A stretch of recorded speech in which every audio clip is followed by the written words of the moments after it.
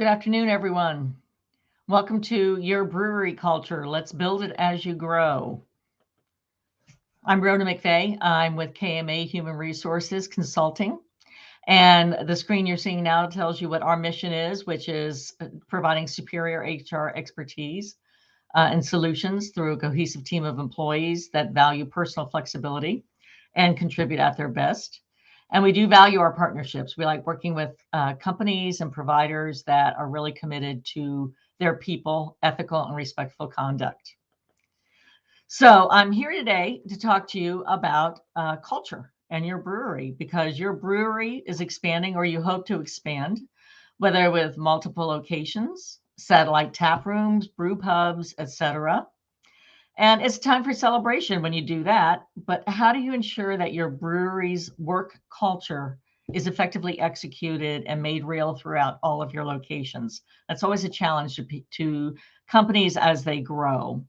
And craft beer is very, very hot right now. I don't have to tell you that, but it's very hot worldwide. I was just in France a couple of weeks ago on a vacation, and even there, craft breweries are popping up everywhere. So it can be a challenge to differentiate yourself while maintaining your culture, but your culture is one way to make sure you differentiate yourself against other breweries. So today I'd like to provide you with some information to help you successfully grow your culture along with your business. So we're going to talk about organizational culture, the importance of a culture, beliefs and values, communication and socialization, and how leaders, you as leaders, and the leaders that you hire into your organization are so key to your culture. And what I'd like you to think about, as I go through this presentation today is, what does culture mean to you? I'm going to tell you about culture standards, and you're going to hear quite a bit about it. I'm going to show you a little video close to the end about organizational culture, but it's really important that you know what your culture is and what it means to you. So let's talk about what organizational culture is. It is often a buzzword. It's for organizations, many of whom throw that term around very loosely. Did they use it to attract talent, post it somewhere near the employee entrance or in the employee break room, talk about it when you hire someone, but you never hear about it thereafter. But a true, deep-rooted company culture that drives an organization and what it stands for is hard to come by.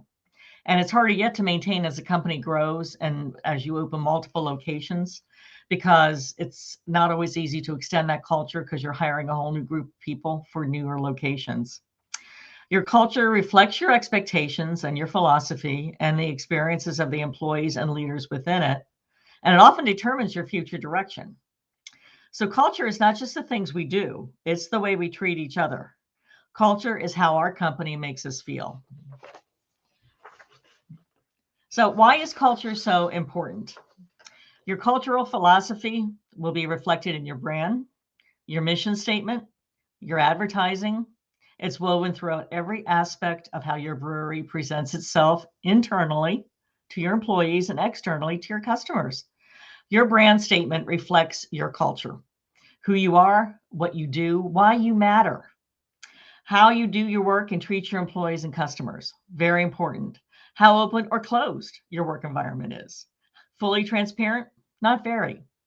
It improves the EX, which is today's terminology for the employee experience. You got the EX, employee experience, the CX, the customer experience. And you build a brand from the inside out through your employees first. And while you may have heard that people don't quit companies, they quit the person they work for, they also quit dysfunctional or poor organizational cultures where they aren't made to feel important, where they don't belong, or where there's no respect, or they don't feel a part. So culture is just the very heart of who you are as a company, and it's really important that you figure that out. So let's talk about some aspects of culture that you might consider, or you may have already considered when crafting it into your philosophy. Transparency. Are you open? No barriers up or down. We do whatever it takes to make the best we can be. Do you have a sense of community? Do you build a community of craft brewers, beer enthusiasts, internally and externally? Are you collaborative? Do you build relationships? Again, internally and externally. to make our brewery the best it can be. Diversity, as you know, very, very hot topic these days, very important. Committing to creating a diverse community within our brewery and within the craft brewing universe. A lot of buzz lately about female brewers. I'm sure you've read about that. Unity. You want to promote unity among craft brewers and recognize that we're stronger together as we grow. Even though we're competitors, we can grow together. And purpose. Enough cannot be said about the importance of purpose and work today. People who are entering the work environment today want to know what the purpose of your organization is. And they want to be able to get behind that purpose and represent it. They want to stand for more than just corporate greed. And people are driven by purpose and clear expectations. So really know what your purpose is. So let's look at a few breweries' mission statements and some examples of their philosophies to kind of give you an idea of what I'm talking about, how your culture can be stated through that. First of all, let's look at Bissell Brothers Brewing. This is in Portland, Maine, and this is one of my son's favorite brew pubs that he goes to.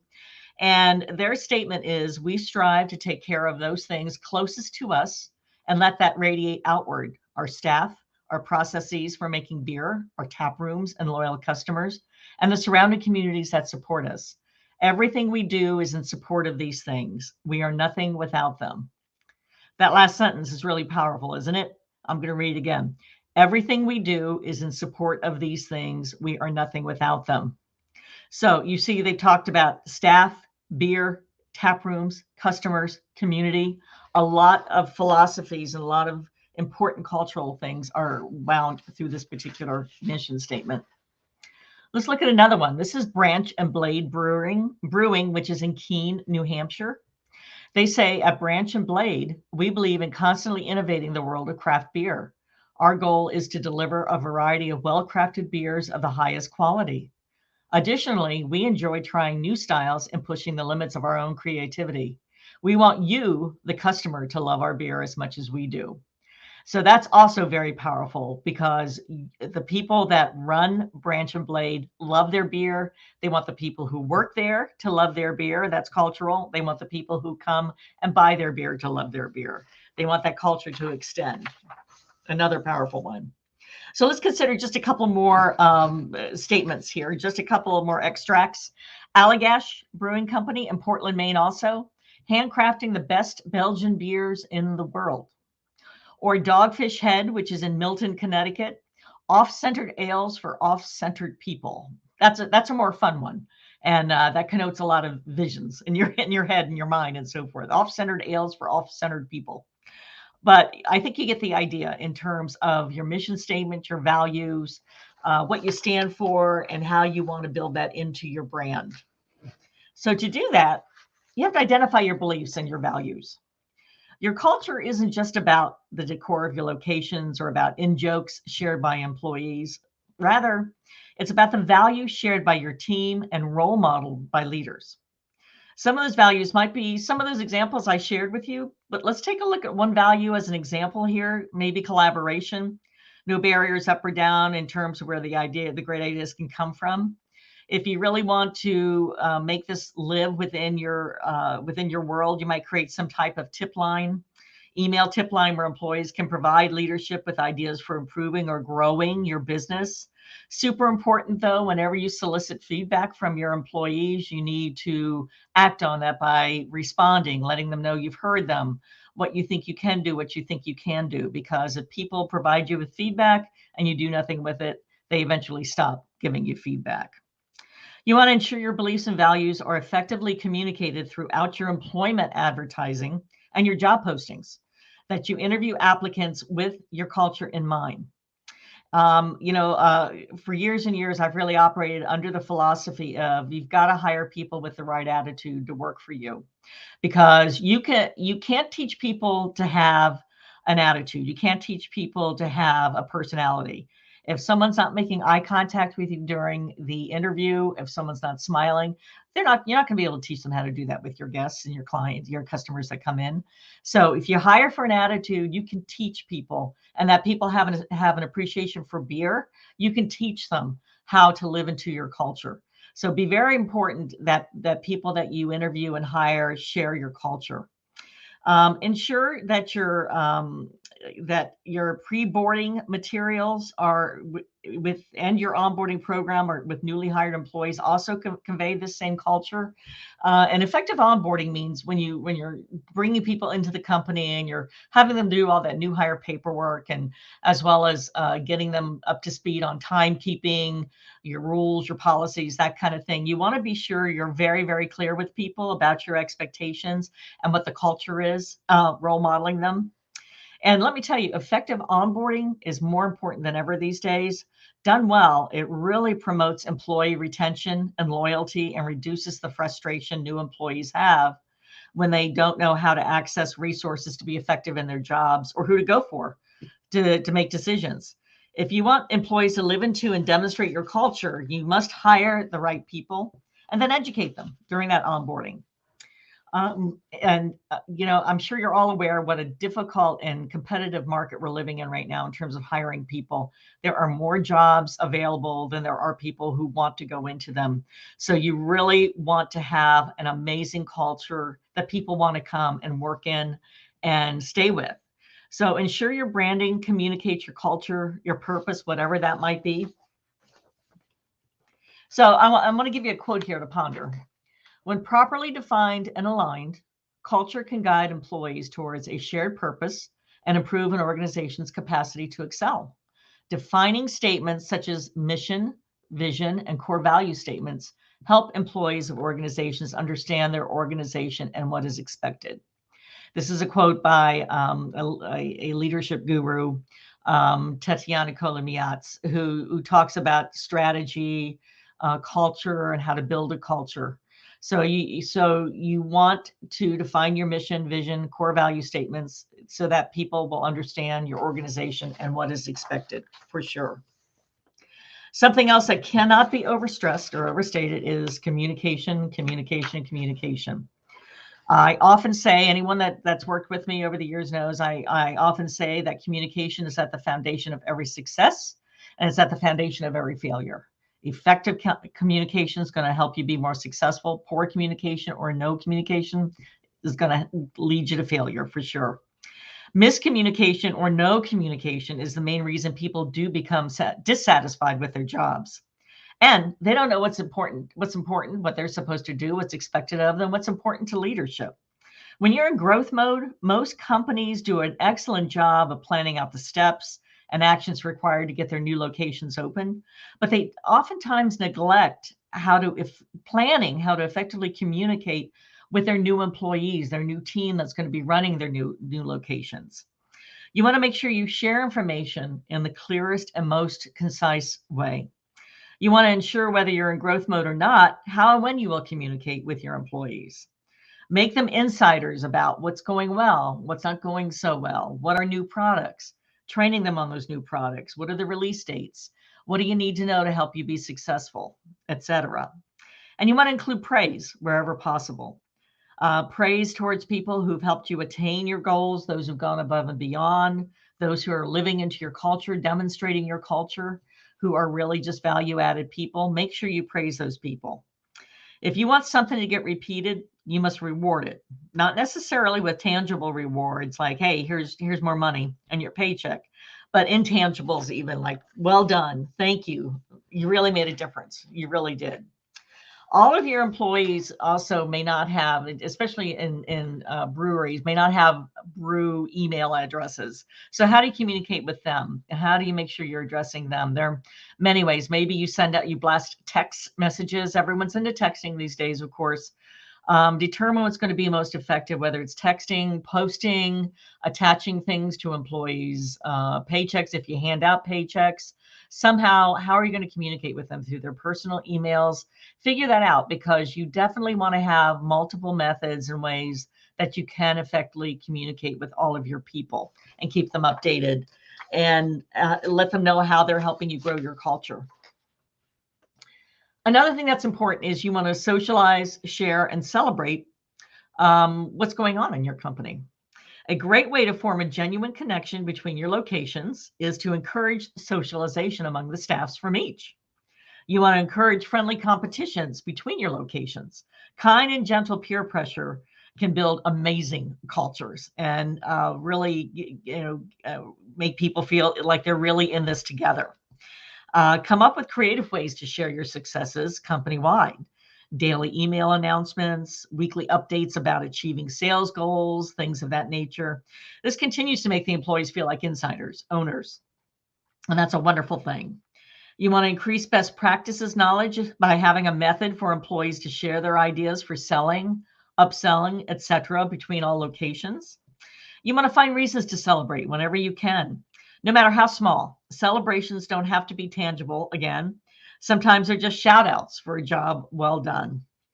And these are critical ways in which you can make your culture one of positivity, inspiration, and fun versus one of, hey, no news is good news, because that's not what you want. Positivity, inspiration, fun. That's what you want. That's what sells beer. That's what gets your customers continuing to come in. Companies who have a positive work culture have much lower turnover rates, and they have people clamoring to come work for them.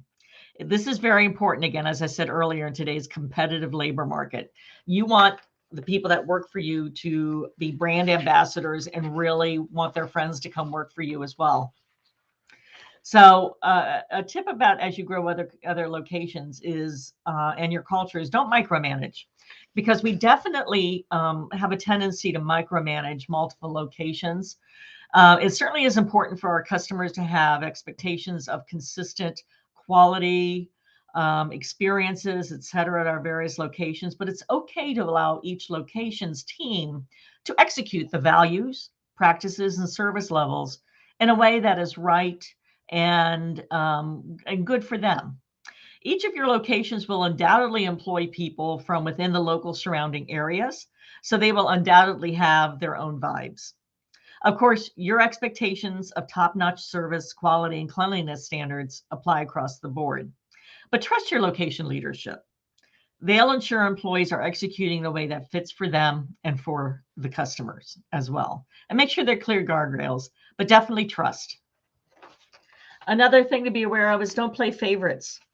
It's a temptation, like micromanaging, in terms of playing favorites between locations can really seriously hinder your attempts at forging a coherent brewery culture. Your original location is not the real location or the only location or the one that matters most. Ensure that your teams know that each location is equally integral to your brewery's success. And you want to make sure that leadership is visiting all locations regularly, both on a scheduled and on an unscheduled basis. It sends a really important message to the employees that leadership cares and is invested in them and interested in them as well. And as you make visits to all of your locations, be sure to speak to your employees at all levels, because your employees are on the front lines. They're talking to your customers. They know what customers are asking for. They know what's going well. They know what's not helping them be efficient or things that could help them do better. And you want to hear that. And this also reinforces each person's importance to the whole of your business.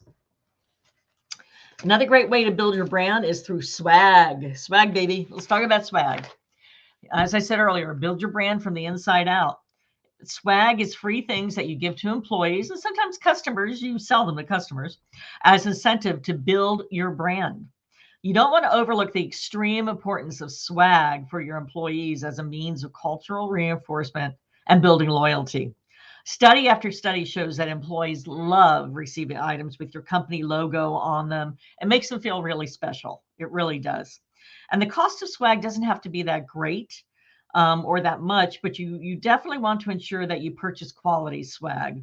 Cheap swag that breaks, falls apart, will cheapen your brand. So you don't have to spend a ton of money, but you want to spend enough so that you get good items that people want.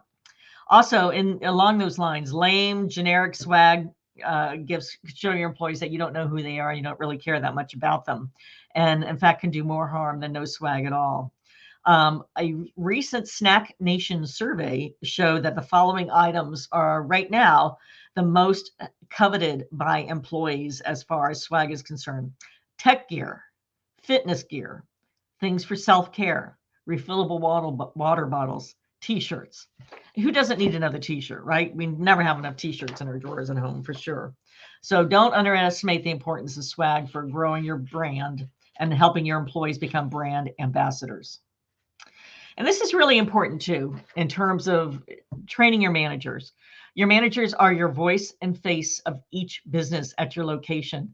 They are going to lead the culture. They're going to make sure the people that work in that location demonstrate your culture and help grow it for that location. They set the tone for how each location operates and how people treat each other. We are in a people first economy now. I've said that a couple of times. If we have poor or untrained managers in our locations, the culture will die. You won't be able to hire good people, and the customer service will suffer. Leading with empathy and compassion is so important in today's work environment. And it doesn't mean we don't hold people accountable. It means we hold people accountable, but we recognize our employees as whole beings who bring their whole selves to work every day. They're more than just the people that serve and clean and set the chairs up, that kind of thing. It's important that everyone be treated with dignity and respect. And a manager and management that leads with empathy and compassion is going to be a very successful manager. I caution a watch out on internal promotions. In the world of business, we tend to promote people who are really, really good at what they do on an individual contributor level. And we throw them into a leadership position, give them a team, but we don't teach them how to get the work done through others, how to lead others effectively. And when we don't train them effectively, when we move them up into a leadership role, we're setting them up for success. We're setting up our business we're setting them up for failure, rather. We're setting our business up for failure by not making sure we help people understand that the skill set for a manager and leading others is very different from the skill set of an individual contributor. So just bear that in mind when you're looking to promote people from within, because it's something that we in the world of human resources deal with over and over again, that you want to provide your managers with a good toolbox to help them be successful.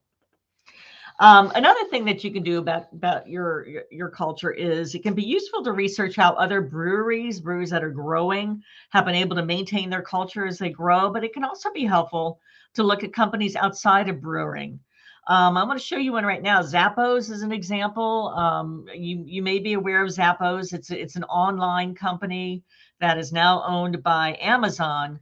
But I'm going to show you a couple of thoughts by Tony Hsieh, who was the original founder of Zappos, and some thoughts by him on the importance of culture to a company he owned before Zappos and what a difference it's made in Zappos.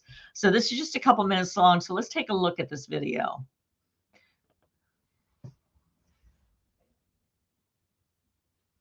Yeah, so from the outside, the first company, Link Exchange, that I co-founded seemed like a success. It was actually a pretty sad thing selling the company. Most people actually don't know the reason why we ended up selling the company. It's because the company culture just went completely downhill. I remember when it was just 5 or 10 of us, it was kind of like your typical .com back in the day. This was 1996, and we were working around the clock, sleeping under a desk, had no idea what day of the week it was, but it was a lot of fun. But we didn't know any better to pay attention to company culture. So by the time we got to 100 people, we hired all the people with the right skill sets and experiences, but not all of them were culture fits. And yeah, when we got to 100 people, I remember I myself dreaded getting out of bed in the morning to go to the office. And that was kind of a weird feeling, because this was a company I co-founded, and if I felt that way, I wondered how all the other employees must have felt. So we ended up selling the company, and with Zappos, wanted to make sure that I didn't make the same mistake again. So from the beginning, culture's always been really important, and to this day, culture is actually the #1 priority in the company. And our whole belief is that if we get the culture right, then most of the other stuff, like delivering great service or building a long-term enduring brand, will just happen naturally on its own. So I guess my definition of what culture would, whether culture would be a right fit for me personally, would just be, would I want to hang out with these people if we weren't forced to work together?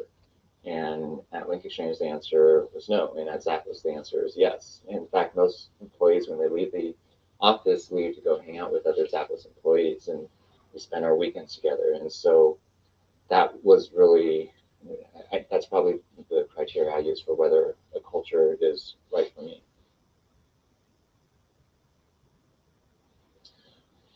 Well, our whole belief is that if you get the culture right, then most of the other stuff will happen naturally out of it. But it really depends on, what the culture is, and so that it's a big if. For us, we kind of formalize the definition of our culture into our 10 core values. So if you do a Google search for Zappos core values, you'll see what those 10 are. And I guess inherent in those 10 needs to be stuff that is relevant to business. For example, one of our core values is to embrace and drive change. I think that's really important for business. Another one is about being adventurous, creative, and open-minded. And another one is do more with less. And so I definitely think that the core values need to incorporate business concepts, but they don't necessarily need to sound businessy. For example, other companies might say increase company efficiencies, which is exactly what do more with less means. We're just less formal about it in terms of the actual wording. Okay. So those are some thoughts from Tony Say about the importance of culture and building a culture. And I think you heard him say, if we get the culture right, if we have a great culture and our people are demonstrating it, you'll see it flow throughout and everything else will take care of itself. Your customers will come. So I just want to recap what we've talked about today, starting with a quote here by Peter Drucker, who's a famous leadership guru. He wrote that culture eats strategy for breakfast. He wrote this in 2006, and it's quoted over and over again in leadership classes all the time in terms of strategy is important, but culture will eat it for breakfast. So just bear that in mind. Also, because culture, is the secret sauce that keeps employees motivated and the customers happy. It's foundational to your mission, vision, and values. You want to make sure you hire for it. You want to nurture it. You want to communicate it. You want to celebrate it. Know what your culture is and reinforce it as often as you possibly can, because it will really make a big difference for your business, particularly as you grow to multiple locations. So that's all I have for you today. So I'm going to take some questions now. So let me get back to the screen here. Here we go. And see if there are any questions anybody has. I'm happy to answer any questions now that about today's presentation. If there are any, go ahead and enter in the private chat.